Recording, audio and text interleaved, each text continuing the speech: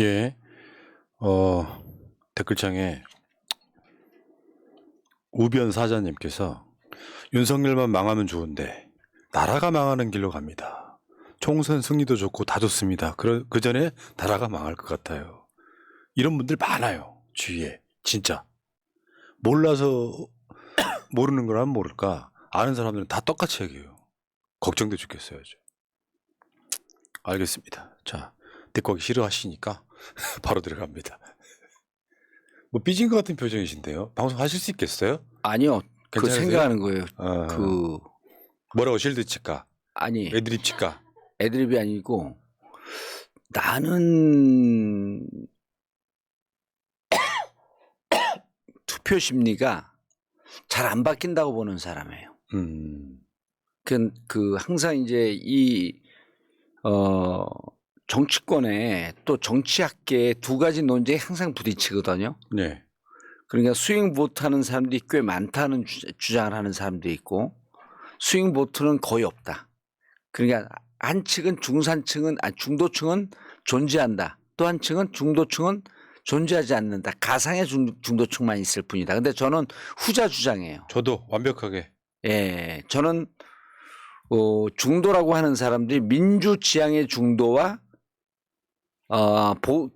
국힘 지향의 중도 이렇게 있다고 보고, 다만 그래서 그 사람들이 정치 저관여층인 거거든요. 그래서 그 사람들은 투표장에 나왔다 안 나왔다 하는 사람들이지 가운데서 표가 이쪽 갔다 저쪽 갔다 하는 사람들 아주 미미하다고 봐요. 예. 근데 최근에 저는 직접 제가 이게 표심이 바뀐다 어쩐다라고 하는 걸 쉽게 제가 잘 얘기 안 하는 게 그렇게 구체적으로 내가 보고 느끼는 경우가 잘 없어요. 저 사람이 윤석열을 찍었는데 지금 마음이 돌아서 바뀐다? 잘 없는 것 같아요. 근데 입을 다물 수도 있고 아니면 제가 덜 돌아다닐 수도 있고 덜 여론 정치를 할 수도 있는데 최근 이제 제 수행하는 분이 제가 일주일 내내 수행 기사가 필요가 없으니까 일주일에 하루 이틀 정도밖에 안 써요. 지방 갈 때나. 근데 이제 그분이 또 요즘 그렇게 한 이틀씩만 이렇게 수행 기사를 쓰는 분들이 있어요. 고정적으로. 근데 그분이 수요일하고 목요일만 어느 분을 모시면서 지방을 왔다 갔다 해요. 그분이 50대 초중반인데 국힘을 찍었대요. 윤석열 찍었대. 근데 요즘은 타면 윤석열 욕은 안 하고 혼잣말로 저 윤석열 자, 아직 시작도 안 했거든요. 예. 그 이야기 이따가 비슷한 이야기 나올 때가 있어요. 그래요? 자, 시작하겠습니다. 푸나님은 계획도 다 있군요. 아이고, 진 빠져. 날씨도 더운데. 자, 출발하겠습니다. 예. 자, 여러분들 채팅창 위에 공지에 올려져 있는 서명 좀 부탁드릴게요. 주말까지 5만 명 채워야 됩니다. 도움 좀 주십시오. 전혀 다른 시각의 최고급 정치평론, 정치천재 정봉주 지니어스정 60번째 시간입니다. 정봉주 민주당 교육연수원장 나오셨습니다. 예, 안녕하세요. 정봉주입니다. 이게 이상하단 말이에요. 벌써 60번째예요? 60번째인데 이제 사람도 60이면 이제 환갑 이렇게 하잖아요. 근데 6월 되자마자 또 60이야. 우리 방송이 뭔가 그런 식으로 막 엮어지잖아요. 이야, 묘하네. 5.18 때는 58회 방송 뭐 이런 식이었거든. 그랬었어요? 뭔가 이상하죠. 뭐 잘된 상서로운 징조가 아닐까. 이런 저는 요즘 듭니다. 제일 힘드는 게 어디 가면 꼭 사람들이 어디로 출마하냐고 그거 답변하기가 제일 힘들어요. 결정을 안 했거든요. 나도 내 마음을 내년에 출마를 해야 될지 말아야 될지 하게 되면 어디로 해야 될지 이걸 내 마음을 나도 모르는데. 우리 방송에 두 사람이 있죠. 예. 고정 출연자 중에 예. 의원님하고 양문석 박사인데 뭐 그게 예. 초미의 관심사가 됐어. 그래서 쪼는 재미를 주려고. 근데 양 박사 여기 간다 저기 간다 얘기하지 말라 그래요. 이미 몇 차례 얘기했거든. 난 뭐 어디 이현웅한테 가겠다. 선웅한테 가겠다. 그거 자꾸 얘기하면 나중에 늑대 소년 되고 신뢰가 떨어져요. 그래서 예. 다음 주 방송에서 발표하기로 했는데 예. 분위기를 보니까 우리가 그거 한번 해봤어요. 예. 의원님도 한번 해드릴까? 뭐냐면 내부 총질 응징 출마 지역구로 적당한 곳은 해갖고 고르라고 해봤어요. 근데 나중에 이야기 듣고 보니까 5개 지역구도 아니야. 가장 센 데로 지금 나갈. 근데 그 계획처럼 보이는데 의원님도 한번 해드릴까요? 정봉주 어디로 나갔으면 좋겠냐고? 근데 양문석 그 위원장이 지역을 벗어났잖아요. 그리고 지금 아마 내가 가려고 하는 곳에 거기 침을 바르고 있는 것 같은데. 아니야. 내가 알고 있기는 전혀 아니야. 아, 그래요? 네, 전혀 아닙니다. 저 알고 있는데 쫄 수가 없네, 이거. 예. 왜냐면 이게. 아니, 그거만 얘기했어요. 02예요, 03이에요? 02는 아니에요. 02 아니에요? 저는 딱 이거 선언이. 어느 지역을 가든 무조건 나는 02이다.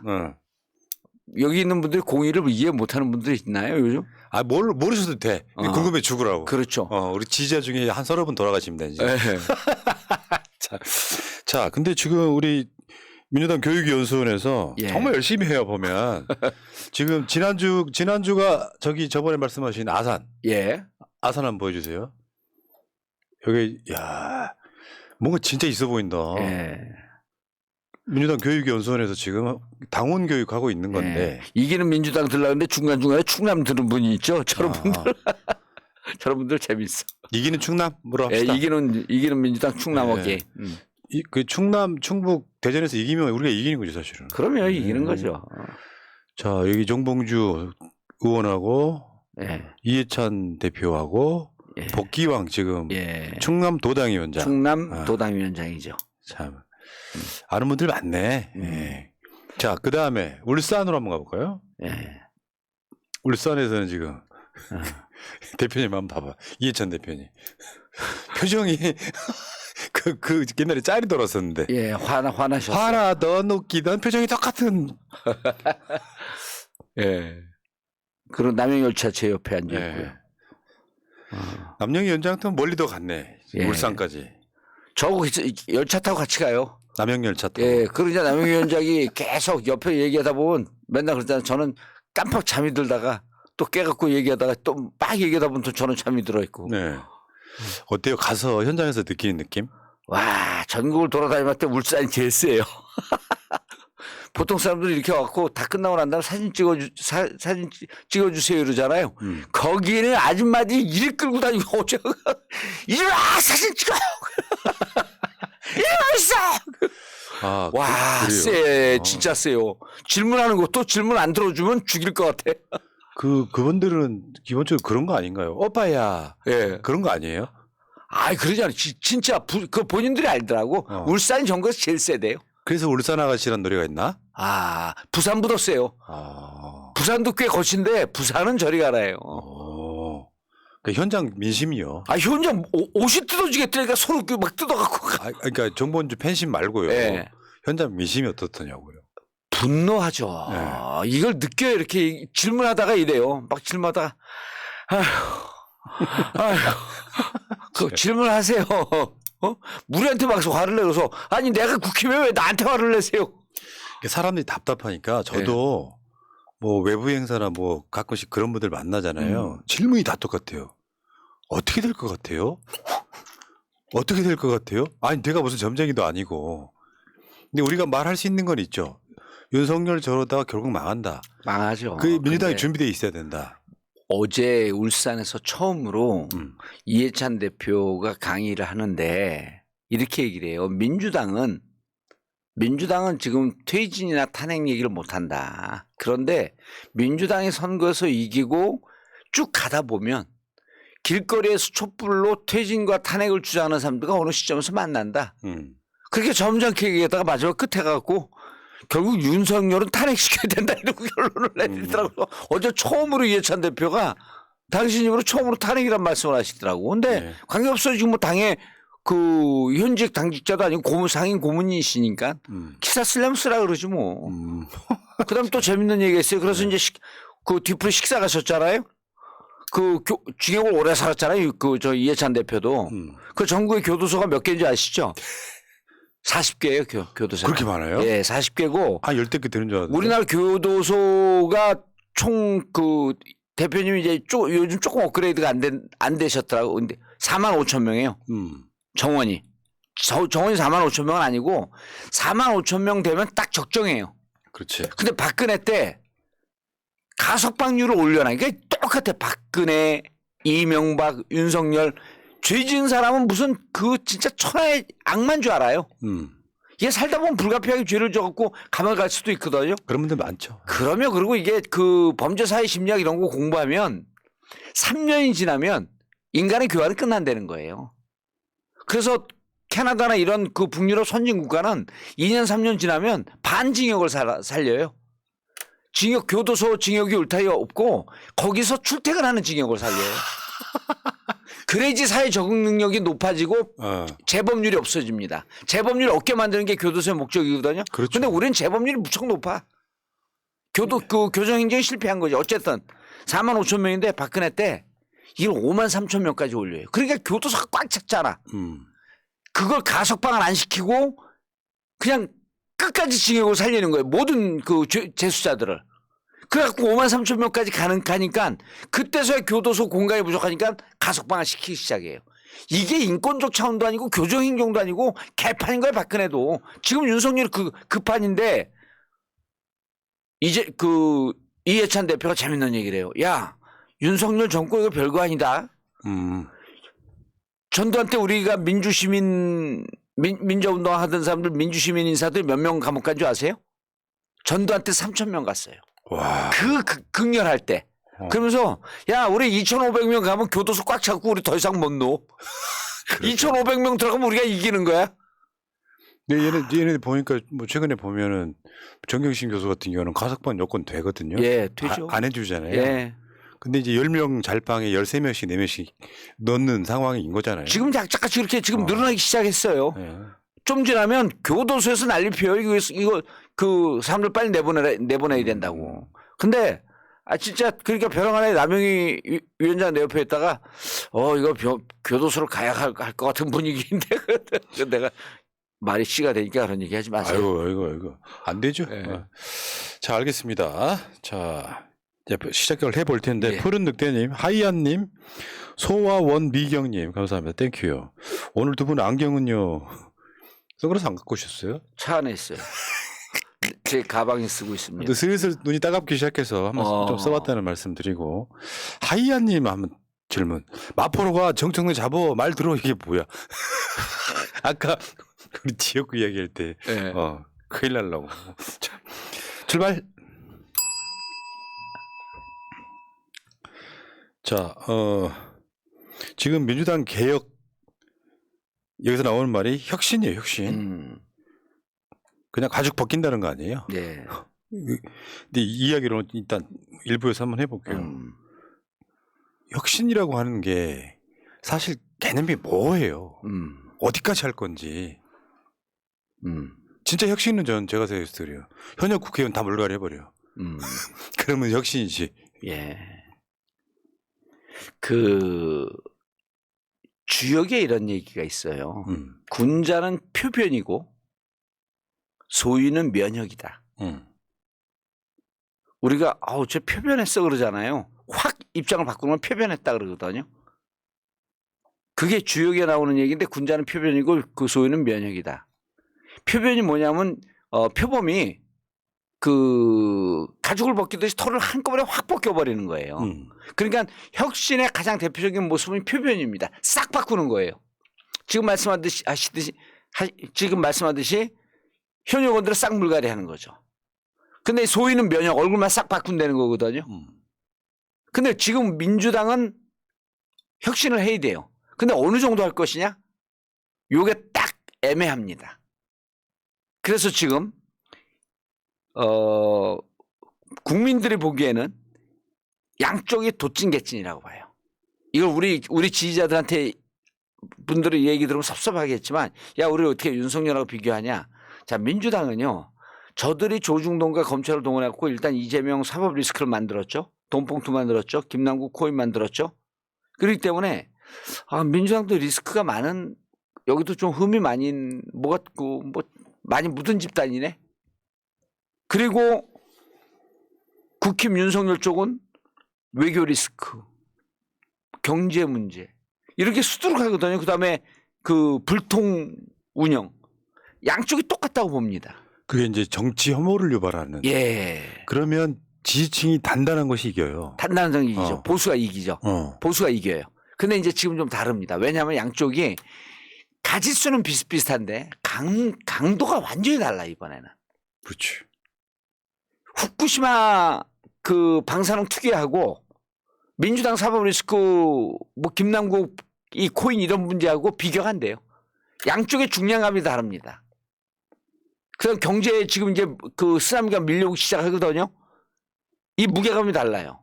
근데 이제 이 혁신은 어느 정도냐면 딱 요겁니다. 그 정확하게 가이드라인은 국민들이 감동할 수 있을 정도로.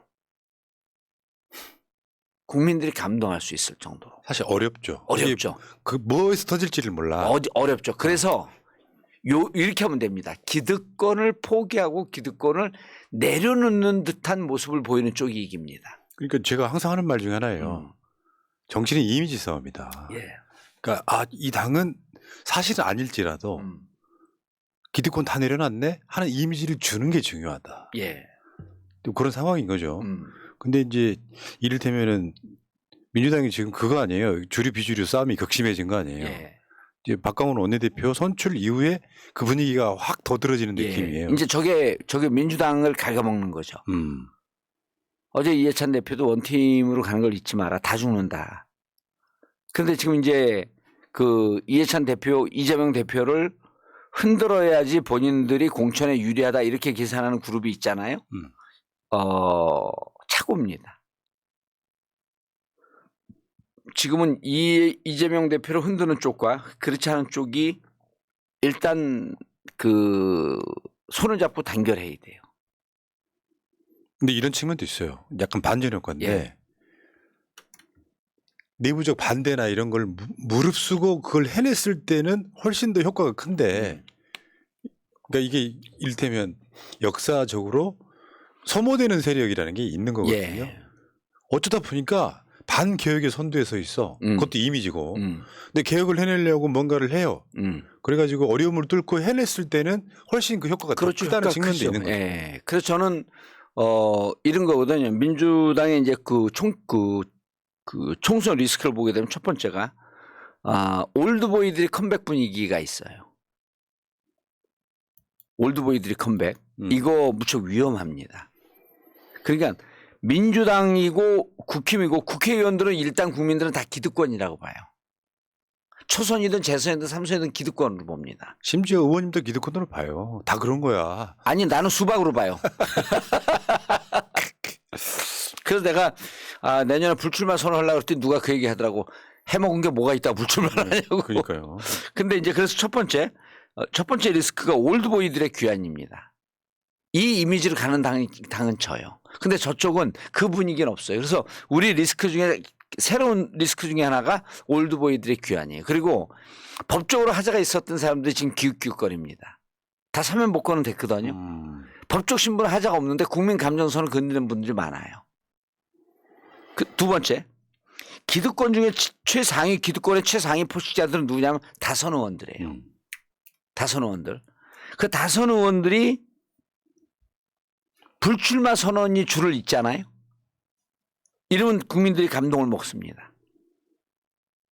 근데 국힘도 우리 당도 그런 분위기가 지금 없어요. 다선 의원들이 불출마하겠다? 불출마하겠다고 선언한 게 송영길 있었고요. 그다음에 우상호 이 두 분밖에 없어요. 그 초선 중에 오용환 의원인가요? 그분이 불출마 선언했고요. 근데 지금 당내 분위기를 보면 오히려 초재선 중에 출마하지 않을 사람들이 좀 늘어난대요. 그다음 세 번째. 이렇게 기득권 세력들이 불출마하고 자기의 기득권을 내려놓는 모습이 안 보이면 당에서 강제적이고 인위적으로 기득권을 쳐내는 방법입니다. 그래서 우리가 항상 얘기했던 삼선 제한 이거는 세 번째 방법이에요. 아주 최상위 방식은 아니에요. 근데 요거 자진해갖고 불출마를 선언하는 다선 의원들이 있으면 좋겠지만 만약 안 하면 당에서 쳐내야 됩니다. 그래서 네. 일각에서는 네. 이재명 대표가 어차피 대선 나갈 사람이니까 예. 이번 총선 불출마 선언할 거다. 예. 그 본인의 불출마를 통해서 당을 확 바꿀 거다라고 하는 전망들이 꽤 많은 편이에요. 어떻게 보세요? 그렇게 되면 아주 잘하는 거죠. 그렇게 되면. 그래서 이재명 대표 당신이 불출마 선언하고 동시에 당이 새로운 물결로 물갈이 돼야 된다 하면서 혁신위원장이나 아니면 공천위원장 들어온 분들이 다선 의원들에 대해서 손을 대는 듯한 모습. 그럼 다선 의원들은요 그냥 깨갱하면서 그냥 물러나면 별로 재미가 없어요. 막 저항해야 돼요. 저는 공관위원장을 네. 이해찬 대표 정도면 어떨까 그 생각해 보거든요. 상상력의 차이인데 예. 실제로 민주정당이 역대급으로 승리했던 게 이해찬 대표잖아요. 이분이 공관위원장으로 오면 어떨까? 뭐 이런 아이디어는 어떻습니까? 공심위원장 좋습니다. 좋은데 이런 분들도 꽤 괜찮아요. 혁신위원장으로 뭐 다른 사람들 물망에 올랐는지 어쩐지 모르겠는데 요즘 공정 여신이 있습니다. 2년 동안 몇 개월 동안 검찰한테 털리면서도 그 4천 원밖에 안 나온 분이 있거든요. 국민권익위원회 전현희 의원. 이런 분들이 혁신위원으로 오게 되면 이미지가 좋습니다. 아주. 그러네. 예. 그런데 혁신위원장 오는데 혁신위원장으로 오는 분들이 이분이 이제 공심위원장까지는 좀 어려울 거예요. 왜냐하면 정치 경력이 재선이지만 정치 경력이 좀 왜냐하면 이제 공심위원장으로 오게 되면 부딪히거든요. 싸움이. 근데 공심위원장 같은 경우는 공관위원장이라고 말씀하셨던 이해찬 대표가 딱인데 아마 반명 쪽에서 극렬하게 반대할 거예요. 왜냐하면 이해찬 대표와 이재명 대표는 한 몸이다 이렇게 보고 있거든요. 당연히 그러겠죠. 예. 근데 이해찬 대표가 들어왔고 딱 그 칼 휘두르면 휘두르게 되면 아야 할 사람 한 명도 없어요. 저는 100% 찬성입니다. 다만 그 전에 당을 어떻게 혁신시켜야 되겠다라고 하는 혁신위원이 구성이 되었고 몇 가지 혁신안을 갖고 가다가 그다음 이제 공심위로 넘어가는 거거든요. 그 두 가지 프로세스가 있습니다. 그 첫 번째 혁신위원장이 나는 전현희 의원이 딱이에요. 그러니까 혁신위를 먼저 거치고 그다음에 공심위로 가고 예. 그다음에 공천을 하게 되고. 그렇죠. 예. 근데 지금 그 전현희 의원이 화요일 날 또 히트 하나 쳤잖아요. 법으로 가면 너무 시간이 멀다. 가상화폐. 양당 다 개인정보 동의서 하게 되면 우리가 즉각 조사해 주마. 와. 화요일 날 기자회견 했어요. 저번에 왜 저 부동산도 그런 식이었잖아요. 예, LH공사. LH공사 다 털었잖아요. 양당 다 털었잖아요. 그때부터 공정의 여신인데 이번에 화요일 날 또 기자회견 했어요. 어제 그제. 오늘 민주당에서 받았습니다. 우리는 전체 다 개인정보 동의서로 제출하겠다. 오늘 저녁쯤에 아마 전현희 의원님 그러겠죠. 국힘은 왜 안 내니 니들은? 왜? 요거 어떻게 보면 신의 한 수인데. 신의 한 수죠. 김남국 그렇게 너희들 줘줬잖아. 좋아. 김남국 이미 정치적으로 완전히 걸레됐어. 너덜너덜 해줬어. 두들겨 맞아갖고. 그럼 좋다. 국민들 분노가 여기까지 있으니 우리가 해줄게. 저 법 통과시키잖아요. 1년도 넘어요. 물타기 한 겁니다. 그런 와중에 전현희 의원이 기가 막힌 정치적 수를 둔 거예요. 화요일 날. 야, 멋지신 분이란 말이야. 예. 오늘 민주당에서 받았거든요. 아마 제가 보기에는 페이스북에 쓰든지 기자회견을 하든지 바로 전현희 의원이 받을 것 같아요. 그러면 국힘은. 전현희 같은 분들이 이런 거 혁신위원장 와야죠. 사실 좀 약간 우리가 생각하는 100%다 마음에 들게 안 해요. 예. 그러니까 어떻게 보면 우리들 입장에서 봤을 때는 상당히 중립적이지만 국민들 전체가 보면 상당히 괜찮아 보이는 거죠. 아니 다 털었는데 4천 원 나왔다니까요. 4천 원? 그 검찰이 다 털었는데 그래서 제가 다른 분들한테 얘기를 들었는데 이분이 대단한 무슨 잔다르크 뭐 이런 건 줄 알았더니 그분이 사석에서 얼마나 인간적이에요. 너무 무서웠다. 너무 무서웠는데 4천 원밖에 안 나왔다. 그것도 집에 있는 무슨 화장실 뭐 용품 하나 쓴 거라는 거 아니에요? 이런 분들이 당연히 혁신위원장 들어와야 돼요. 그래서 혁신위원장을 거치고 이런 분들이 쫙 바닥을 정지 작업을 해놓은 상태에서 공심위원으로 딱 넘어갔는데 이해찬 대표가 신의 한 수인 거죠. 네? 근데 이런 것도 있어요. 지지층 입장에서는 예를 들어서 지금의 시대 정신이 뭐냐. 그러니까 내부 총질만 할 거냐, 아니면 진짜 윤석열과 아주 대차게 잘 싸울 거냐. 예. 우리가 바라는 민주당의 모습은 사실은 폭정 무능 정권과 잘 싸우는 거예요. 근데 민주당 국회의원들 여러 명이 아직도 여당인 줄 알아. 그거 안 돼요. 그러니까 혁신하고는 비슷한 말이긴 하지만 쇄신을 이야기하면서 굳이 말하는 핵심 지지층인 개딸과 싸우고 있어요. 그거 안 돼요. 그게 속 터지는 거죠, 속 지금. 터지는 일이에요. 저는 일테면 이런 거죠. 이제 몇몇 그 출마자들하고 이제 그런 생각을 공유하기 시작을 했는데, 내년 총선에 윤석열 탄핵을 기치를 내걸고 출마하자고 하는 분들은 하나의 그룹핑을 하자.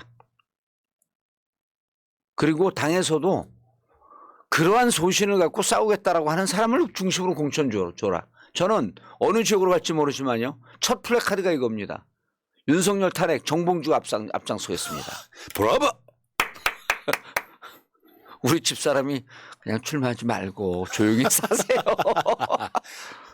아니 그거는 불법도 아니고 그럼요. 역모도 아니고 법에 정해진 거잖아. 입법기관의 아주 고유의 권한이에요.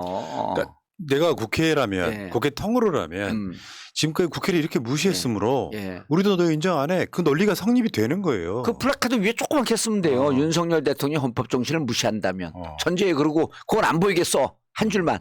그리고 윤석열 탄핵 정봉주가 앞장서겠습니다. 그 총선 승리를 해야 돼요. 예를 들면 저는 엄청난 절박감이라고 보는데 총선 승리를 하지 않으면 나머지 남아있는 기간 동안 윤석열을 얻지 못하는 거고 민주당이 박근혜 때 있었던 총선 때 예. 일당이 됨으로써 사실 박근혜 탄핵에 기반이 됐던 거거든요. 그렇죠. 그러니까 심리적으로 저쪽은 완전히 허물어지는 데다가 국회의장을 우리가 가져오고 박근혜가 그 국정농단의 이것들을 국회에서 막 지지고 볶기 시작하면서 예. 사실 무너진 거거든요. 예. 근데 심리적으로 만약에 민주당이 이번 총선에서 만약에 진다. 물론 이제 그 민주당이 지면 안 돼를 계속해서 외쳐야 되겠지만 그러면 민주당한테 뽑아줬는데 그럼 민주당이 일당 더구나 압도적으로 이기면 뭐가 달라지는지에 대한 비전을 같이 제시해야 되는 거죠. 예. 그리고 이제 지금 그 말에 덧붙여갖고 저는 우리 지지자들 중에 많은 분들이 속상해갖고 이런 얘기하는 분들이 있어요. 180석 줬는데 뭐 했는데 이게 내버려서 제일 위험합니다. 지금까지 물론 뭐 잘못한 것도 있고 잘한 것도 있지만 그러나 이번 총선에서는 그럼으로 인해서 150석이 무너지면 그 이후에 암담한 상황을 생각해야지 180석 줬는데 뭐 했는데 라고 하는 것은 비판을 먹고 우리 지게 만드는 요인이 돼요. 근데 그게 약간 갈라치기 세력의 그럼요. 작전이기도 해요. 예, 지금은 으쌰으쌰 해줘야 돼요. 저도 불만족스러운 의원들 부지기 쓰거든요. 실명 검열하면서 비판 안 하잖아요. 지금 무조건 이겨야 되는 시점이에요. 근데 이제 제가 보기에는 아주 지금 저는 그 푸나님의 지적이 정확하다고 보는데 제가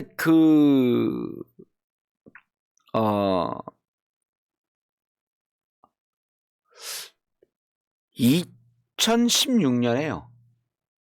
그때 총선 전에 분위기가 어땠었냐 하면 국힘이 160석, 170석 얘기할 때예요. 그때 제가 들었던 얘기 기억나는데 심지어 200석까지 얘기 나와요. 예, 그때 유시민 장관하고 진중권 그 노회찬하고 노유진 했었거든요. 그 진보 정당에서 내가 총선 전날 수요일 전날 월요일 날 거기 출연을 해요. 근데 몇 석 예상하십니까? 그러더라고. 그 제가요? 우리가 일당됩니다. 우리가 이깁니다. 그 우리가 한 130석? 저기하고 한 10석 차이 납니다. 그때 우리가 123석 대 122석인가 그랬어요. 한 석 차이 났어. 한 석 차이 났어요. 그걸 맞추셨단 말이에요. 맞췄죠. 저는 이제 그 데이터 갖고 구체적으로 계산을 하고 있었으니까. 통계를 갖고. 근데 그 한 석 이긴 것 때문에 박근혜 탄핵이 온 거예요. 그러니까 이런 것도 있죠. 그러니까 민심의 흐름을 보면 예. 민주당이 연거푸 이긴 거잖아요. 원래는 한 70대 30, 60대 40 이런 정도였는데 박근혜 이후에 그때 총선에서도 민주당이 물론 국민의당이 이제 출몰함으로써 생겼던 효과였는데 예. 그 흐름과 그 다음에 저번 총선 때 민주당이 뭐 통합 한 180석 얻은 것과 근데 지금 이렇게 된 거예요. 대선 때도 보시면 아시겠지만 정말 근소한 차이. 23만 표 차이. 예. 그리고 지방선거도요.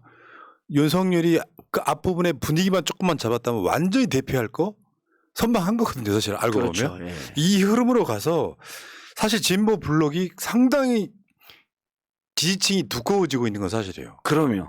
근데 지금 뭐 오늘 어떤 언론을 보니까 뭐 국민의힘이 뭐 170석 얻는다는 시사평론가가 있었고 아우 저런 미친놈도 있구나. 이게 박제되면 나중에 어떻게 얘기하려고 그래? 아니 그거요. 그 사람들 그렇게 주장하는 거 좋아요. 왜냐면 그것 때문에 이런 거거든요. 지난번에도 얘기했지만 윤석열 찍은 사람이 다 투표장에 안 나옵니다. 이재명 대표 찍은 사람이 다 투표장에 안 나오거든요. 그 이번 총선 싸움은 저쪽은 윤석열 찍은 사람들 자부심을 갖고 다 나오게 만들고 우린 이재명 찍은 사람이 다 투표장에 나오게 만드는 거예요. 그래서 그렇죠. 이번은 무조건 자부심의 싸움이다. 근데 내가 민주당이 잘못하는 것과 저쪽이 독도 팔아먹었을 것으로 추정되는 후쿠시마 그 방사능 폐기물 투기 그다음에 후쿠시마 수산물 수입 이것과 비교가 될 거냐 이게. 그러는 와중에 민주당이 여기서 조금만 잘하는 게 뭐냐면 혁신과 개혁의 누가 보더라도 야 기득권을 내려놨구나. 민주당이 정신 차렸구나. 라고 하는 거 하나만 탁 쳐주면 이재명 찍었던 분들이 100%는 아니어도 99% 나오잖아요. 저쪽에서 한 90% 나오고 무조건 이기는 싸움이에요.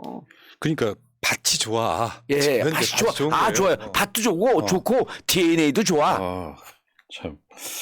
자 그러면 예민한 문제일 수 있는데 예. 지금 조국 장관 출마 이야기가 나오는데요. 예. 실제로 지금 현실화될 가능성이 있어요. 그러니까 이제 본인의 생각은 어떤지는 정확히 모르지만 저는 조국 장관의 출마가 조국 장관 개인의 명예 회복도 있지만 민주당이 정말 그 외면하지 않고 회피하지 않고 가는 정면 돌파해야 되는 이슈라고 생각해요. 예를 들면 윤석열이 잘해. 그러니까 지지율도 높아. 그 사람들한테 조국이라고 하는 사람은 죄진 거 맞아. 이렇게 인식되는 상황이 아니고 굉장히 많은 국민들이 조국한테 한 것도 지금 하는 것처럼 그냥 정치 보복이었겠구나라는 인식이 강한 시기거든요. 근데 이 문제가 사실 조국 선거는 지난 총선 때였잖아요. 예. 그 조국 장관 때문에 졌다 이겼다가 아니라 다 어쨌든 간에 민주당이 180석 얻었던 선거예요. 그러면 저라면 조국 장관 출마를 권하겠어요. 근데 이제 민주당 상당수의 사람들은 또 이번에 조국 선거 된다 뭐 이런 식으로 반대를 하겠죠. 예. 저는 이제 개인적으로 조국 장관하고 조금 친분이 있잖아요. 근데 이제 요즘 제가 못 만났어요. 요즘 연락도 못 하고. 근데 긍정적이었다가 출마에 긍정적이었다 최근에 기류가 좀 바뀌었다는 얘기를 좀 들었어요. 그렇지 않아요. 아 그래요? 제 느낌은 뭐냐면 민주당이 판만 잘 깔아주면 나갈 생각이 있어요. 근데 이제 나간다 안 나간다 얘기를 공식적으로 안 하고 있죠. 저는 한번 싸워볼 만한 카드라고 봐요. 그러니까 내가 그린 그림은 뭐냐면 이런 게 있거든요. 민주당의 상당수 사람들이 두려워하는 게 있어요. 네. 조국 장관 나가면 조중동이 나발을 불어서 모든 이슈가 다 묻히고 조국 선거가 될 것이다. 예. 근데 그건 기우라고 생각을 하는 거죠. 왜냐하면 조중동만 보지 말고 민주당한테 지지층 또는 중도에서 원하는 게 뭐냐면 어떻게 보면 의리도 있고 조국 장관이 총선에 나왔을 때 각종 제기되는 이야기들이 있을 거 아니에요. 예. 그걸 이야기할 판도 깔아지는 거거든요. 날마다 보도할 거 아니에요.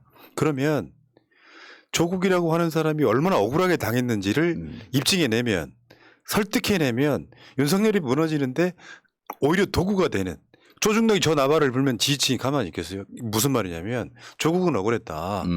민주당이 조국을 품었다. 그래서 조국 자체를 국회로 보내자. 이 흐름이 만들어지면 저는 선거 이긴다고 보는 게 이번에요. 그런 이슈가 없을 때는 투표율 50% 안 나옵니다. 이명박 때 48% 나왔던 적이 있었거든요. 근데 조중동이 저렇고 민주당이 한 몸으로 딱 나아갔을 때는 지지층 이재명 찍었던 사람 저 선거장에 다 나온다고. 근데 이제 민주당 의원들이 난리를 줄 것 같아요. 제가 보기에는. 그러니까 문제죠. 사실은. 예. 그게 문제죠. 그걸 이겨내야 되는 거예요. 아주 민감하고 쉽지 않은 문제 같아요.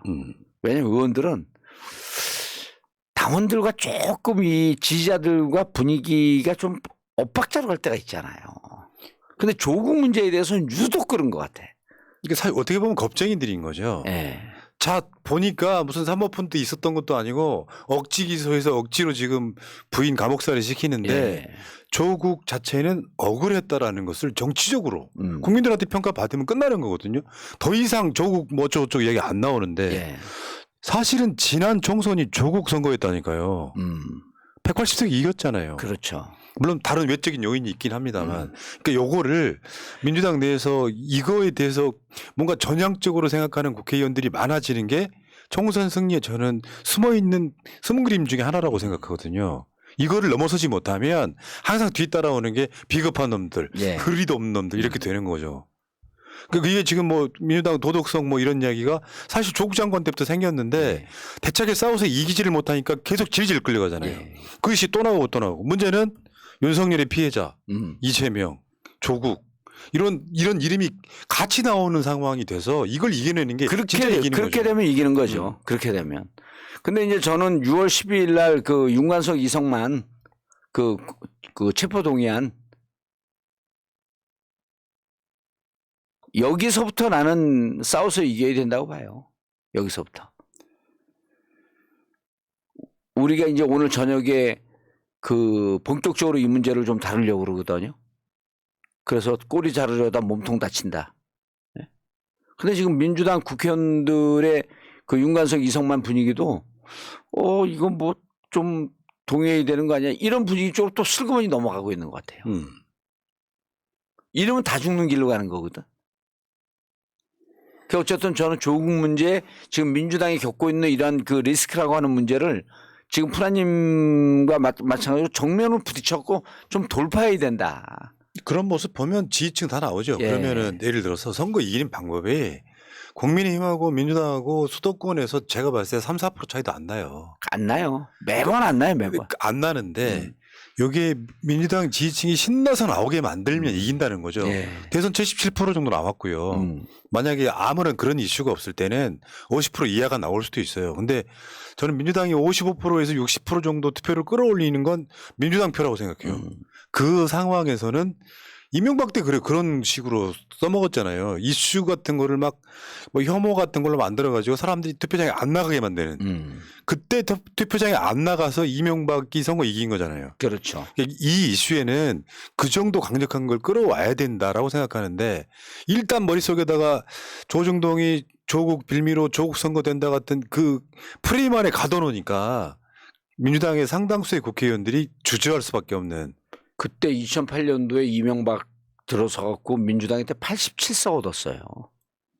그때 완전 박살날 때거든요. 보수는 똘똘 뭉치고 우리는 와야 돼 있을 때. 이번 선거에 반면교사를 그때 삼아야 되는 거예요. 그러니까 많은 분들이 지금도 그렇게 가스라이팅 돼 있는 거죠. 예. 사람들이 민심이 어떻게 움직이는지 몰라요. 계속해서 중도 프레임, 조중동 프레임으로만 가면 안 되고 제 생각은 그렇습니다. 민주당 지지층이 이재명 찍었던 사람들 투표장에 80%만 나와도 이깁니다. 그런데 이도저도 아닌 거 있잖아요. 지지층 되게 많아요. 조국 총선 나와라는 사람이 있고 예. 조국 총선 나오면 진다고 하는 사람이 있고 근데 진짜 예민하고 중요한 문제를 건드리지 못하고 계속 피해가면 민주당 계속 끌려다닌다. 그렇죠. 그런 측면이 있다는 거죠. 제 이야기는 그런 거예요. 맞습니다. 자, 알겠습니다. 그리고 아까 이재명 대표 불출마 이야기는 우리가 하는 이야기가 아니고요. 많은 사람들이 그런 이야기들을 합니다. 그리고 그런 흐름이 이재명 대표 측에서도 감지가 돼요. 그러니까 승부수 던지는 거죠. 그러니까 단순하게 저는 어느 쪽이든 선택을 따라가겠지만 승부수를 던져서 대선을 가져올 수 있다면 그것도 좋은 안이 될 수 있겠다. 그러면 그렇게 이재명 보는 대표 목적은 대선에 있는 거니까. 그리고 대선을 가기 위해서 이번 총선을 무조건 이겨야 되는 거니까.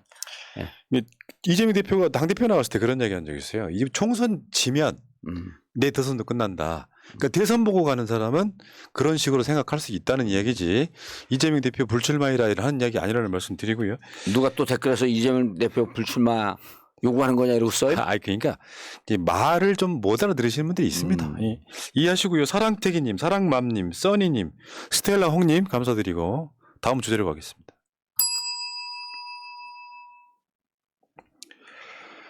자, 지금 윤석열 하는 거 보면은 어제도 스가 만났고 전 총리. 예.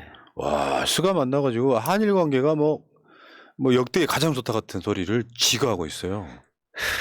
그냥 일본인. 그러니까 일본한테 요구하는 게 없다는 거죠. 국민한테만 감내하라고 하는 거죠. 이스가 총리 지난번에 일본 갔을 때도 만나지 않았나요? 그때도 만나갖고 이스가 총리의 측근 사람들이 나와갖고 후쿠시마산 그 수산물 수입 얘기했다. 이거 갖고 논란이 됐었던 그 과정이 또 있었단 말이에요. 그런데 보면은 어찌 보면 지금 일본인보다 더 일본인 같은 게 아니라 일본국 대변인 같은 역할을 해요. 그렇죠. 일본국 용산 출장소장. 예. 그런 느낌이죠. 아니 무슨 이득이 있을까? 그래서 저는 아주 이제 지금 여기 방송에서 얘기할 수 없는데 무척 그 끔찍한 상상이 들어요. 이게 우리 국민들이 알고 그냥 한일 관계의 정치적 접근, 그러니까 친일적 접근이 아니라 그것 이상의 무엇인가가 있을 수 있겠구나라고 하는 생각이 드는 거예요. 이게 근데 이제 언젠가 터질 것 같아요. 제가 얘기하면 무척 심각한 이게 무슨 그 명예훼손, 뭐 허위사실 유포 이런 의혹이 있다라고 하더라도 그건 걸고 넘어가거든요. 그래서 말씀 못 드리는데 그냥 우리가 이거 그냥 친일적 사고방식 아니야?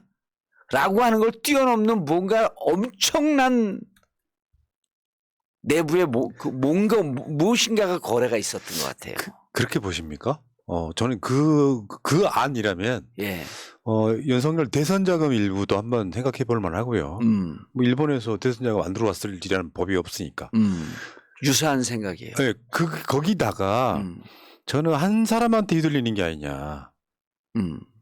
김태효 같은 사람들 한 사람한테 휘둘리는 게 세상의 전부인 양 보고 있는 게 아니냐. 그러면 이렇게 되거든요. 내가 보는 세상에 대한 견해가 맞다고 생각하기 위해서 가스라이팅이 되면 예. 확증 편향으로 가는 거예요. 일본하고 잘 지내야 한국이 행복하다. 일본하고 잘 지내야 미국이 우리 도와준다. 이 확증 편향으로 가다가 그거를 꽤 맞추기 위해서 판을 벌렸더니 너무 언밸런스한 거죠, 지금. 국민들 입장에서는. 저도 이제 그렇게 봤어요. 저도 그렇게 봤는데 그 아버지가 67년도에 그 일본 장학금을 받으면서 1호 장학금을 받고 일본을 갔다는 거 아닙니까? 그리고 그 김태효가 낙하손해상 받은 것도 외국인으로서는 최초로 받은 거고. 근데 그러면 김태효 이런 사람들한테는 일본의 경제 라인이 오래전서부터 연결이 되어 있을 것 같다는 생각이에요.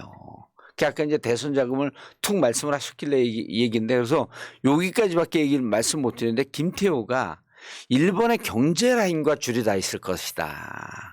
그게 아시겠지만 일본 회의 예. 그러면서 당시 아베가 공개적으로 천명했던 얘기가 그거예요. 대한민국의 정권 교체가 우리 목표다. 예. 그러니까 친일 국가를 만드는 거였잖아요. 그러면 바로 옆 나라에서 지켜만 보고 있냐고요. 그러니까 그게 단순히 이념적인 것만 있겠냐는 거예요. 나는 무언가 경제적 이해관계가 연결되어 있을 수 있다는 것으로 보이는 거예요. 참, 예? 이거는 윤석열이 내려오고 나면 무슨 비화해갖고 다 나옵니다. 예를 들어서요.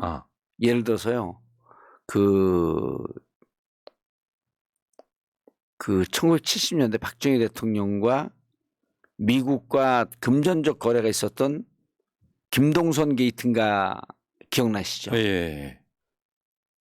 그러니까 이게 그 전통적으로 보게 되면 미국이 독재 정권을 친미 정권으로 유지할 때 그냥 이념적으로만 그 가스라이팅을 시킨다든지 이런 게 아니고 경제적으로 서포트 하잖아요.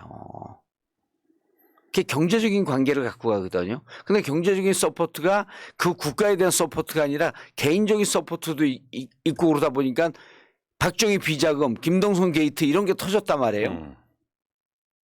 그래서 나는 그게 그러한 20세기의 정말 반민주적이고 반민족적인 이러한 이벤트가 21세기 대낮에도 지금 자행되고 있는 거 아닌가라고 하는 의심이 든다는 거예요. 근데 이거 나중에 밝혀지면요. 만약 이런 것이 있다라고 하는 것이 그러면 나라가 뒤집어질 일 아닙니까 이게? 그러니까 한두 사람이 가스라이팅하는 예. 일각에서는 이제 그 이상우라고 신아시아 연구소 소장이 85세 되신 분이 있어요. 예. 거기 부소장이 김태효야. 그러니까 이분은 너무 고령이다 보니까 잘 안 나오죠 밖에. 예. 근데 그 신아시아 연구소 딱 느낌 자체가 그렇잖아요. 대동아 공연 그런 대동아 느낌이에요. 공연이죠. 근데 그런 사람들 한두 사람한테 휘둘리고 있다는 게 제가 봤을 때는 더 큰 문제인 것 같아요. 그러니까 지금은 외교에 뭐 굉장히 원로들 이런 사람 이야기를 아예 안 듣는다는 거 아니에요? 그러니까 일본에 하는 만큼 중국도 균형을 맞춰줘야 되는데 완전히 기울어 놔가지고 지금 같이 경제가 망가지고 있지 않습니까? 아니 그러니까 이제 그 내부적 얘기는 이렇게 얘기를 하고 있어요. 이번에 이제 국정수행 지지도가 45%까지 나왔잖아요. 근데 그 와중에 국힘 지지는 40%. 그 내부적인 분위기는 이제까지 마음대로 했는데 그 결과 내 지지율은 올라가고 당 지지율은 올라가지 않았다. 당은 뭐 하고 있는 거냐. 아, 나 미치겠네 진짜. 그러면서 네. 점점 더 전행과 독선으로 갈 것이다. 라고 하는 게 지금 국힘 관계자들의 우려예요. 근데 지금 그 전에 뭐 1시간 동안 59분을 혼자 얘기했다라고 하는 게 이제 뭐 이렇게 퍼져 있는 얘기 아니에요? 근데 그렇게 해보니까 내 지지율은 올라가. 그러면서 이렇게 얘기할 거 아니에요? 야, 니네가 내 윤석열, 나의 지지율 정도나 당이 좀 쫓아와. 그럼 총선 이겨. 너네 왜 나처럼 못하니? 그거 이준석이가 밝힌 거잖아요. 대선 후보 때부터 보니까 예. 나는 잘하는데 이준석이 못해서 나는 잘하는데 당이 못해서 딱 그런 캐릭터를 하잖아요. 아니 근데 지금 이미 입증이 됐잖아요. 나는 45% 당은 39, 40%. 그냥 나처럼 해. 나처럼 하기 힘들어? 그럼 내가 한 대로 쫓아와. 내가 막 강경 노선하고 노조 짓밟고 그러니까 지지율 올라가잖아. 민주당 조지니까 지지율 올라가잖아. 그러니까 너희들도 뭐 민주당하고 협치 뭐 이런 거 얘기하지 말고 그냥 민주당 조지고 공격하고 밟고 그다음에 검찰은 알아서 기소하고 감옥 보내고 할 테니까. 그러면서 국힘은 점점 더 위축이 되는 거죠. 윤석열이 알아야 될 것도 있어요. 제가 방송으로 자주 하는 이야기인데 극강의 부정평가가 윤석열 지지율이 오르는 것이 한계점을 만들어 놓고 왜냐하면 50% 이상의 아주 못한다와 예. 60% 이상의 못한다가 다 합쳐지면 윤석열이 그걸 바꿔내면 돌아갈 지지율이 몇 개 있어요. 그 지점이 있다고. 근데 안 바뀌잖아요. 전혀 안 바뀌고 있잖아요. 예. 그러니까 지지율이 잠깐 올라갔다 뭐 5주 아주 이상 못한다. 상승했다. 요거는 큰 의미가 없는 것이 실제로 이 지점에서 윤석열 심판 선거를 안 만들려면 윤석열 지지율이 55에서 60은 나와야 됩니다. 근데 윤석열이 못하고 있으면 어떤 상황이 벌어지냐면 저거 못하게 막아라가 될 수밖에 없어요. 아니 근데 거기서요. 윤석열 지지율 45% 돼도 저쪽에 이길 수가 있어요. 어떻게 이길 수가 있냐면 윤석열은 못한다 해서 그것이 콘크리트화 되면 안 돼요. 그러니까 아주 못한다가 50%로 버티고 있으면 이기기가 힘든 거예요. 그러니까 아주 못한다가 그게 한 35%, 그렇지. 30%로 그게 주저앉아야 돼요. 근데 그 아주 못한다라고 하는 그분들이 민주당으로 오지도 않습니다. 50%인데 민주당으로도 오지도 않거든요. 그러니까 철저하게 윤석열만 바라보고 윤석열이 절대 못한다라고 하는 분이 50%가 있는 이상은 윤석열 지지율이 50%로 와도 못 이겨요. 하긴 그렇네. 예. 더군다나 지금 국민의힘 같은 경우는 사실 식물정당 됐다 얘기하잖아요. 아무것도 할 게 없는 거 아니에요. 그래서 지금 윤석열이 큰 소리 치면서 야 나처럼 해 나만 쫓아 그러고 니네 나처럼 못하겠어? 그래 그럼 나처럼 할 수 있게끔 내 아바타 보낼게. 검찰에 40명 공천할게. 이러는 순간에요. 총선 필패입니다. 왜냐면 총선은요. 당이 와그닥닥 그러면서 민주당이 지금 뭐 친명 비명 싸워도 이게 별로 나쁜 게 아닌 게 당이 그러면서 활력을 찾는 거거든요. 이제 너무 가면서 이재명 대표를 반드시 죽여야 되겠다라고 하는 무슨 결상전파가 만들어지면 안 되겠지만 또 이재명을 끌어내리기 위한 국힘을 이기는 것이 목적이 아니라 민주당 이재명 대표를 끌어내는 게 목적으로 가는 쪽 세력이 커지면 민주당도 망하지만 그냥 민주당 내에서 이견과 갈등 속에서 뭔가 합의를 만들어 가려고 하는 이런 우당탕탕이 당의 창발성이거든요. 국힘이 없어졌잖아요, 그게. 아예 없지, 아예. 딴 목소리가 아예 안 나오고요. 이번에 태영호 빈자리 최고위원 보궐선거에 예. 현역 의원 한 명도 지원 안 했다는 게 충격입니다.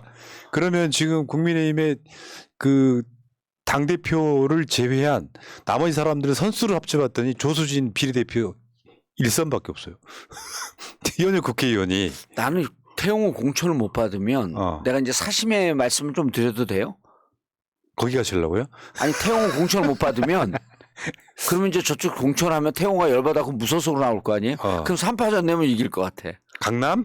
강남 괌? 3파전 내면 이길 것 같아. 근데 3파전이 안 되지. 왜냐하면 태영호로 어떻게든지 만약 공천 안 주면 눌러 앉히겠지.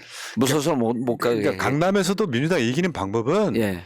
투표를 안 하는 사람들, 예. 민주당 지지 성향인데 안 하는 사람들이 투표장 나오게끔 만들면 돼요. 제가 가면 좀 나올 것 같아. 그럼 강남 가면 너 누굴 또 죽이려고 그런 거야? 자, 그렇지. 그런데 하면 정봉준 나가가지고 돌아오면 대선 주자 되는 거지. 자, 이야기 너무 셌고요. 문제는 지금 윤석열이 지지율 올리는 게 사실 세 가지밖에 없다. 그래서 내부 분위기가 요걸 이제 국힘 관계자가 전해주는데 한숨을 쉬면서 그래 점점 더 큰일이라고. 윤석열 지지율 올라갔고 국힘은 안 올라가니까 점점 더 지멋대로 하려고 그러는 분위기가 감지가 된다고. 이게 굉장히 절망적인 우려서 상황이에요. 땡큐죠. 왜냐하면 지금 총선이 10개월밖에 안 남았거든요. 예. 사실상 10개월이잖아요. 내년 4월 달이니까 10개월간에 뭔 일이 벌어질지 모르는데 이제 국민의힘이나 윤석열이 우려해야 될 것은 고착화되는 분위기는 웬만한 이슈를 못 흔들어요. 못 흔들어요. 고착화되면. 예. 지금 이미 콘크리트화 됐어요. 그러니까 민주당이 조심할 것은 뭔가 어마어마한 조작 사건 터진다. 판 흔들려고 할 거 아닙니까? 거기에 대해서 어떻게 대응하느냐 이런 측면이 좀 있다고 보는 것이고. 자, 근데 지금 윤석열 지지를 올리는 방법 노조 탄압이 맨 앞에 있는 것 같고요. 그건 먹혀. 그리고 북한으로 흔들어도 잘 안 먹혀 북한은. 예. 민주당 같은 경우는 학습 효과 때문에 잘 안 먹힙니다. 예. 뭐가 터져도 민주당 지지율을 자동응답 기준으로는 민주당을 국민의힘이 못 이기는 이유가 그거랑 연관이 있거든요. 그러니까 노조 탄압이 극심해져 가지고 이번에 그 노조분들 곤봉으로 내리치는 거 보셨죠? 예. 소름이 끼치는데 이게 도대체 뭐냐 싶은 거 있잖아요. 아, 나는 사고 날 것 같아요. 난 사고 나갖고 이게 그 정권 말기적 현상이거든 지금 하는 게. 그리고 어제 이제 그 이해찬 대표는 이것을 북풍 공작으로 북풍 놀이로 딱 규정을 했더만요. 어제 이제 아침에 그 미사일 쏠 때 긴급 대피 문자 보낸 거 있잖아요. 그게 이제 그 북풍 놀이를 딱 규정을 짓고 있더라고. 근데 이제 지금 이게 말기적 현상이에요. 북풍 공작, 그다음에 노조 탄압, 무자비하게 나가는 모습들 이게 막 정권 말기적 현상이거든요. 그렇죠. 근데 이것 때문에 지지율 올라간다고 지금 이걸 그리고 경찰들이 지금 뭐 6년 만에 진압 훈련을 했다는 거 아닙니까? 캡사이신 준비하고 지금. 캡사이신 준비하고 이제 물대포 준비하고. 대기 중. 근데 이게 강화되면 강화될수록 우리 국민이 이걸 감내를 못할 것 같아요, 저는. 그러니까 제가 항상 하는 얘기예요. 지금 시민들 수준이 높아져서 윤석열보다 높아. 그러면은 탄압하려고 하면은 그분들이 그냥 있냐고요. 분노의 에너지가 막 응축이 되기 시작하지. 그러니까 그걸 노조로 국한하고 있는데 그러다 이제 사고가 나잖아요. 사고가 나면 이제 국민 전반적으로 확산이 돼요. 그다음에 지금 나는 그거를 제가 그래갖고 이제 일반인들한테 물어봤어. 우리 사회가 지금 마약 때문에 사회가 막 무너지고 마약이 그냥 막 도처에 번져 있었고 막 마약으로 취한 사람은 길거리에 쓰러져 있고 이런 사회로 인식이 돼? 국가 정부에서 자꾸만 마약몰이 하고 있는데 그게 그 느낌이 와요? 국민들이 느낌이 온다는 사람이 없는 거예요. 나도 주위에 마약하는 사람은 없거든요. 아니 근데 마약으로 몰아붙이는 게 이게 이들이 검찰 출신들이 전근대적 사고방식이고 문화 지체 현상을 앓고 있는 거예요. 국민들에게 공포감을 주고 공안놀이하고 북풍놀이하고 극렬하게 탄압하고 그렇게 되면 이게 돌았을 거라고 보는 거거든요. 나는 이게 점점 더 반감이 세질 것 같아요.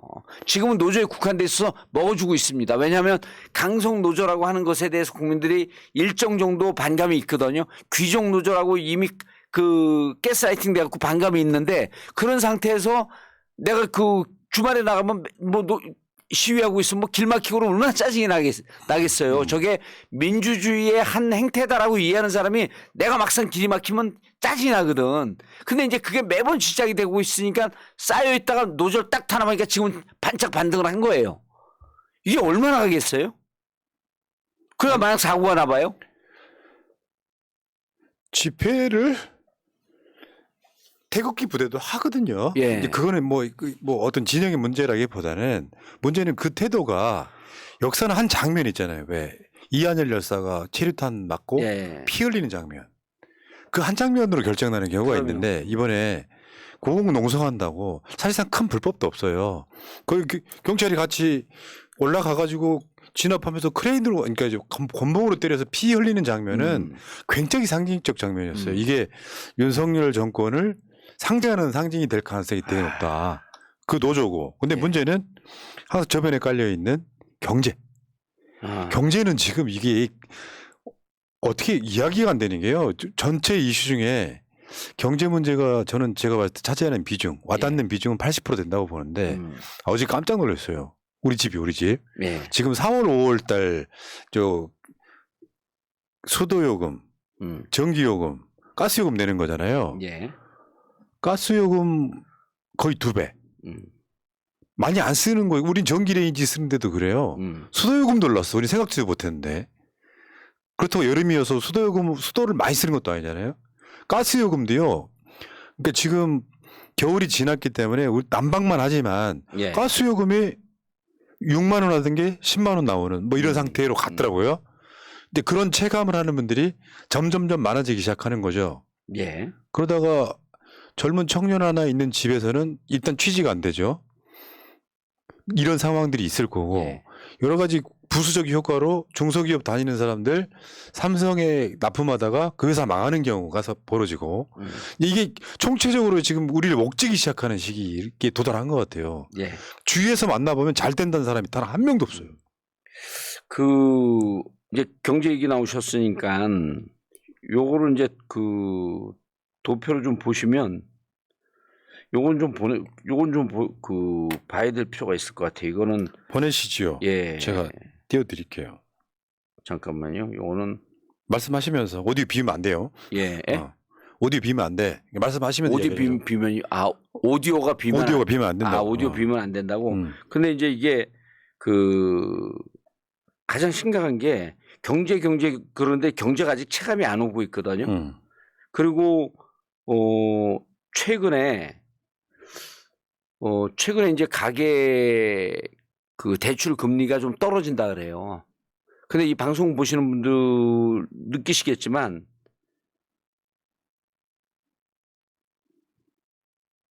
가계 대출 금리가 실제로 많이 안 떨어졌습니다. 그걸 못 떨어뜨려요. 그럼 미국과의 그 기준금리 차이가 있기 때문에 못 떨어뜨리거든요. 그러니까 가계 금리는 쥐꼬리만큼 떨어졌고 지금 말씀하셨던 에너지 비율, 연료 비용, 그다음에 그 실질 소득 감소 이런 게 심각하거든요. 예. 근데 이제 지금 제가 보내드린 그 도표를 보면 수출 증감률을 봐야 돼요. 이거를 이게 최근에 나온 도표인데 이제 전년 대비예요. 반도체는 40%가 줄었어요. 어마어마하네. 예. 40%가 줄었다면 어마어마한 거예요. 예. 승용차는 좀 늘었어요. 그리고 그다음에 볼 게 뭐냐면 석유 제품도요. 작년에 석유 제품이 한 65% 수출이 늘었다가 올해는 7.9% 8% 떨어졌어요. 철강 제품 14% 떨어졌고 자동차 부품 3% 떨어졌고 유일하게 는 것은 자동차밖에 없어요. 그럼 전체에서 자동차가 차지하는 비율은 미미하고 우리 지금 반도체가 차지하는 비율이 전체에서 막 20, 30% 되지 않습니까? 이게 40%가 떨어졌어요. 근데 이제 그 밑에 그 밑에 도표를 보시면 뭐냐면 국가별인데 중국이 작년 수출이 4.4%가 줄었다가 올해 지금 28%가 줄었습니다. 29%. 역대 중국과의 수교 이후에 중공이라고 그랬다가 우리가 이제 그 중국하고 90년대 수교를 하지 않았습니까? 중국하고 수교된 다음에 수출이 적자된 게 올해가 처음이에요.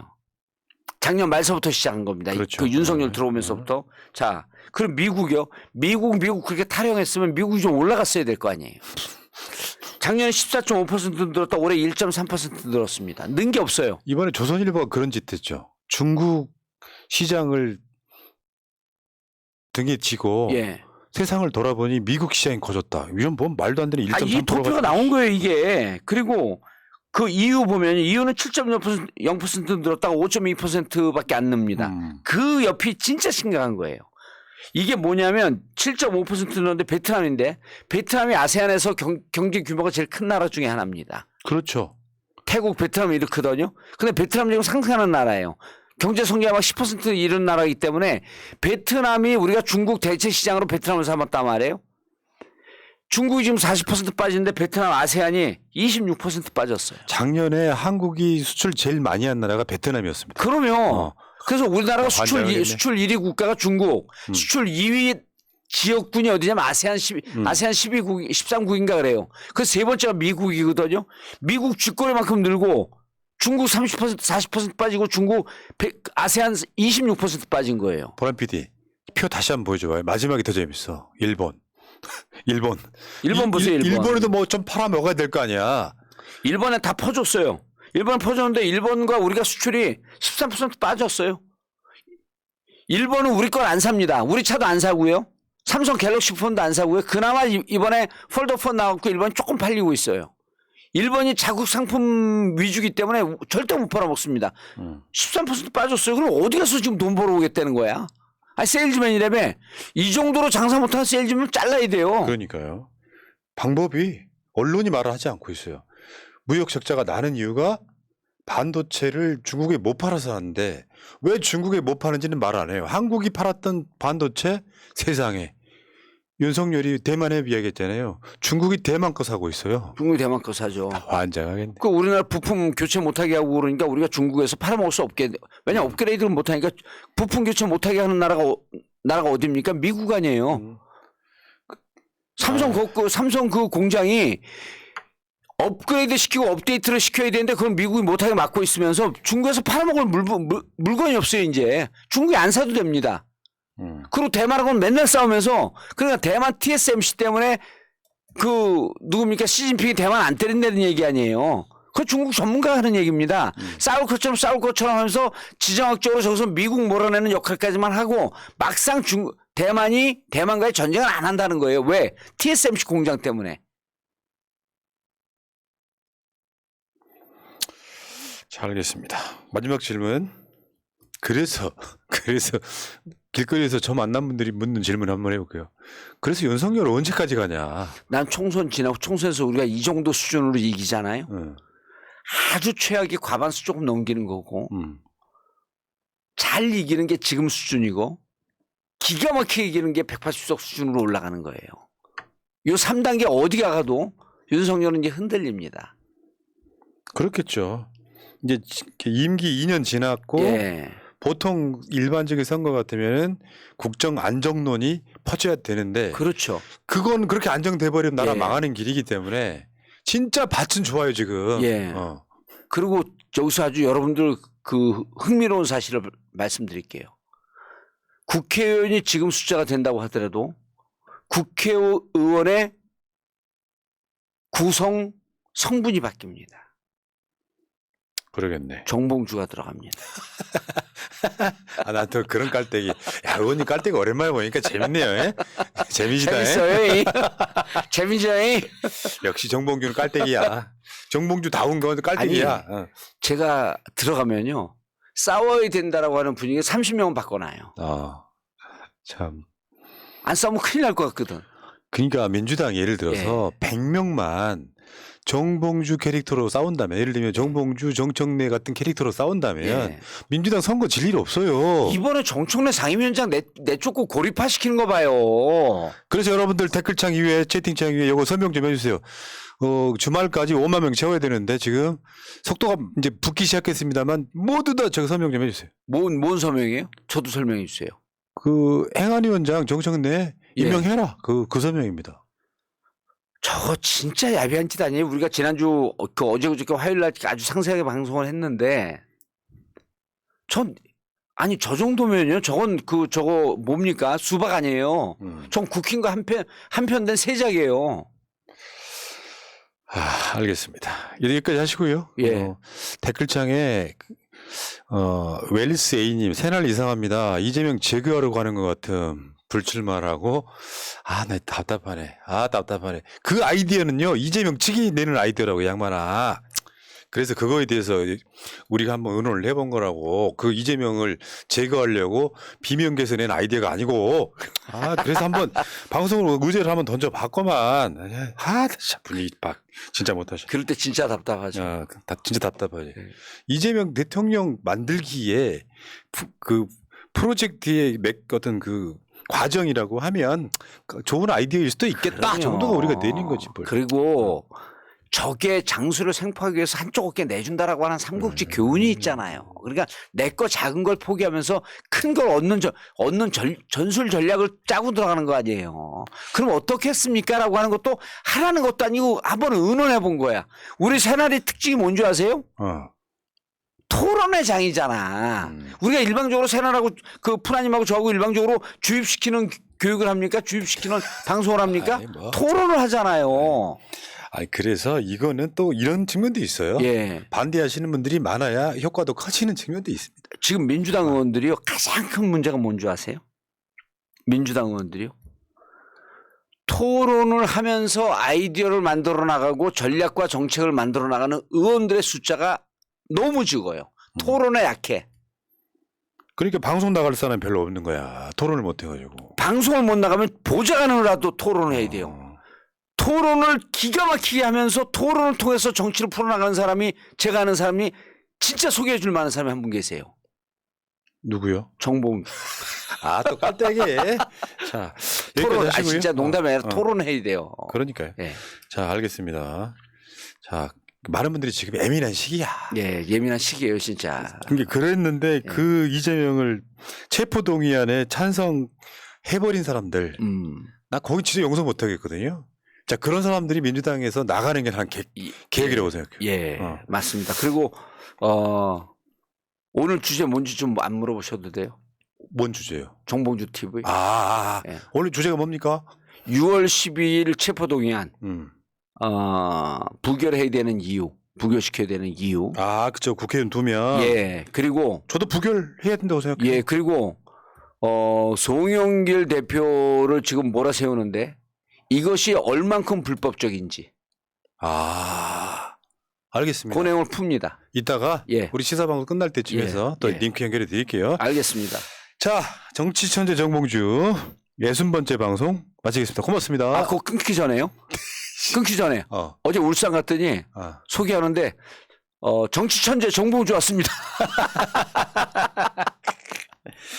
아이고 이해찬 대표 앞에서 그 얘기하니까 좀 민망하더만.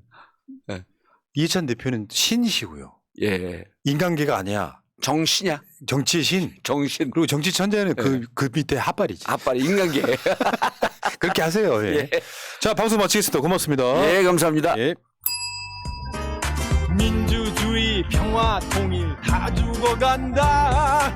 이대로는 놔둘 수 없다. 자, 다시 한번 해보는 거야. 자, 다시 한번 싸우는 거야. 자, 손 맞잡고 어깨를 걸고 우리 함께 이기는 거야. 자, 다시 한번 해보는 거야. 자, 다시 한번 싸우는 거야. 자, 손 맞잡고 어깨를 걸고 우리 함께 이기는 거야. 자, 다시 한번 해보는 거야. 자, 다시 한번 싸우는 거야. 자, 손 맞잡고